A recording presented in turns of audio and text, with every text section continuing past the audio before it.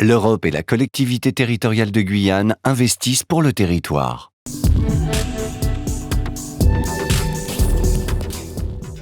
Leader, ou liaison entre actions de développement de l'économie rurale, finance des projets dans les zones rurales par l'intermédiaire des 5 groupes d'action locales présents en Guyane. L'enveloppe allouée s'élève à 18 millions d'euros. Le Leader est une mesure du programme de développement rural de la Guyane qui représente 10% de l'enveloppe du Fonds européen agricole pour le développement rural.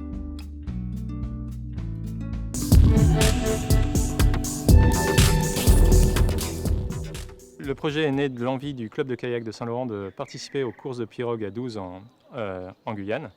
Il existe une compétition de pirogue en Guyane qui regroupe 25 à 30 équipes. Et à Saint-Laurent, on avait envie de participer, et notamment parce que les fameuses pirogues de course, elles ont été moulées sur une pirogue traditionnelle du fleuve Maroni. Pirogue particulière puisqu'elles sont en résine, elles ne sont pas en bois comme les pirogues du Maroni. Donc ça nécessite un moule sur lequel on applique des couches de résine, des couches de fibre de verre, des couches de résine. À la fin, on a une pirogue légère et lisse et solide.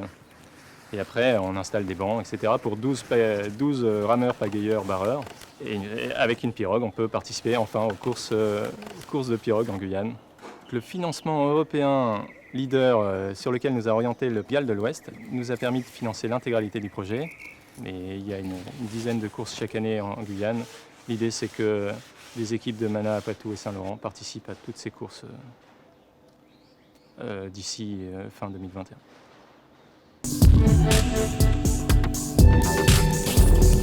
J'aime beaucoup voyager.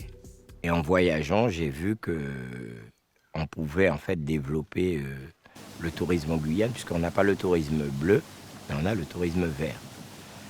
J'ai réfléchi et j'ai dit pourquoi pas. Ma femme m'accompagnait et on s'est lancé. Et du coup, j'ai développé ça. Et ici, pourquoi particulièrement? Parce que c'est la zone que l'ONF et la mairie de Saint-Élie ont définie pour les opérateurs touristiques.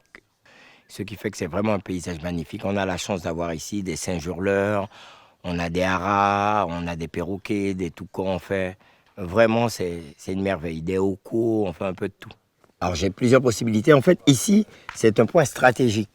Je peux aller à Solicifère, je peux aller à la commune de Saint-Élie, qui est une commune isolée, et je peux aller dans différentes criques qu'il y a pas loin d'ici et faire les gens pêcher l'aïmara à la ligne. Voilà, alors GAL des Savanes qui supervise le programme Leader, qui gère tout, en fait, ils m'ont bien accueilli et franchement, ils ont fait un bon travail. Ce qui m'a permis de pouvoir avancer et aujourd'hui, voilà, ça produit ce que vous voyez là. Planter des cocotiers, ce sont des cocos nains. Là, je peux prendre facilement 40 personnes. Là-bas, vous voyez, il y a des plots. Je dois faire aussi toilettes, salle de bain, de façon à ce que vraiment je puisse répondre aux besoins des clients. Et après, j'ai déjà un plan avec à peu près entre 12 et 16 petits carbets de 4 par 5.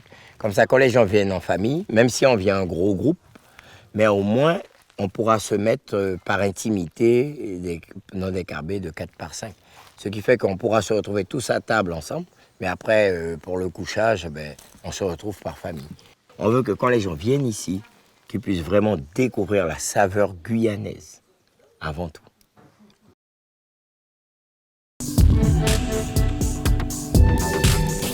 Le projet a été pensé parce qu'on avait une gamine qui était en situation de handicap total. Ses parents nous ont demandé s'il y avait un club de handisport.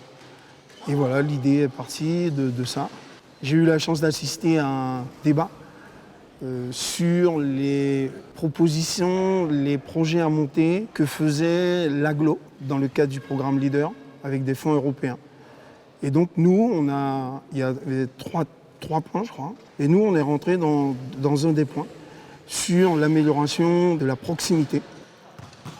Le projet, c'est de permettre l'acquisition des fauteuils pour permettre aux personnes en situation de handicap moteur, leur permettre de faire du sport.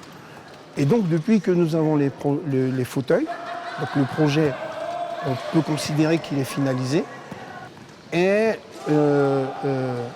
permet tous les dimanches à des personnes de venir faire du sport. Et là, il y en a de plus en plus.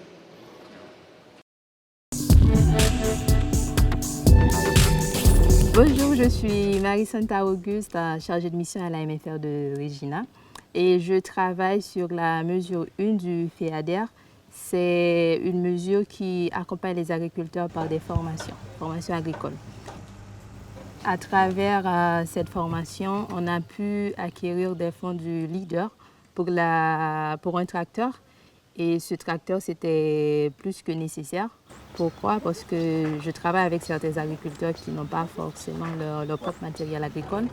Et avec ce tracteur, on a pu être sur du concret, d'aider les agriculteurs sur le travail du champ à faire, si on peut dire, et en même temps, ils ont acquis des compétences sur l'utilisation du matériel. Le tracteur, il est disponible pour tous les agriculteurs de Regina, bien sûr avec un contrôle de la MFR. Et je suis là s'il y a un travail à faire sur les exploitations des agriculteurs.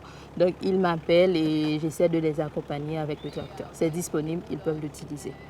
Donc c'est important, on essaie le plus que possible de le mutualiser. L'Europe et la CTG financent vos projets dans les zones rurales. Vous avez des projets de développement au sein de votre commune? Rapprochez-vous de votre GAL.